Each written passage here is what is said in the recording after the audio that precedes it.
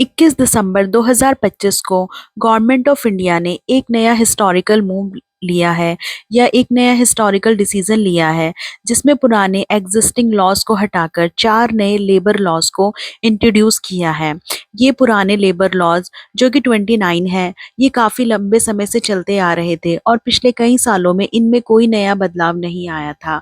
अब नई इरा में क्या है, नए नए एम्प्लॉयमेंट का जनरेशन हुआ है। अब लोग ई प्लेटफॉर्म पे भी काम करने लगे हैं और जैसे कि गिग गिग वर्कर, उनके लिए कोई लॉज नहीं था। इन 4 नए लेबर लॉज में उन सबको इंक्लूड किया है और लेबर लॉज को सिंप्लीफाइड किया है और उनको मॉडर्नाइज किया है। नई नई मॉडर्न टेक्नोलॉजी के हिसाब से नए लेबर लॉज को इंट्रोड्यूस किया है, जिसका फायदा आगे चलकर एम्प्लॉय और एम्प्लॉयर दोनों को मिलने वाला है। फर्स्ट है इसमें कोड ऑन वेजेस। इसमें बोला गया है कि हर एम्प्लॉय को मिनिमम वेजेस मिलना चाहिए, मतलब वो पूरे स्टेट में एक जैसा होना चाहिए। माना किसी का मिनिमम वेजेस 17,000 है, तो वो हर शहर में 70,000 ही होना चाहिए, 70,000 से नीचे नहीं होना चाहिए, उससे ज़्यादा हो सकता है। इसमें बोनस की बात रखी गई है, इक्वल रिम्यूनरेशन की बात रखी गई है और टाइमली वेजेस की बात रखी गई है, मतलब सैलरी टाइम से मिलनी चाहिए।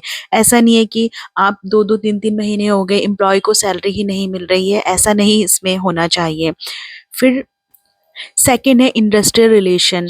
इसमें trade union, industrial dispute, strike, lockout और ले ऑफ को इंक्लूड किया गया है।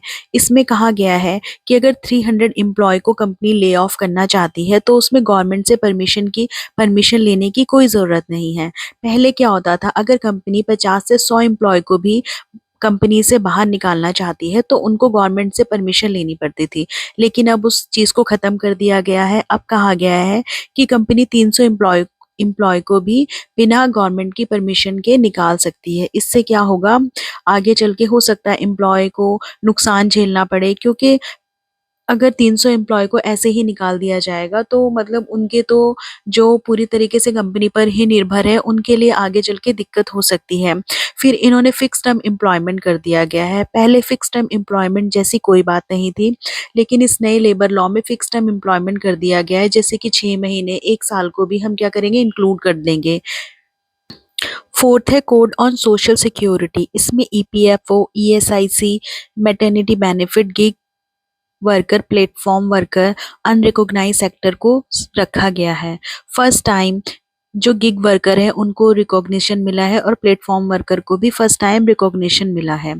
फिर फोर्थ है occupational safety, health and working condition.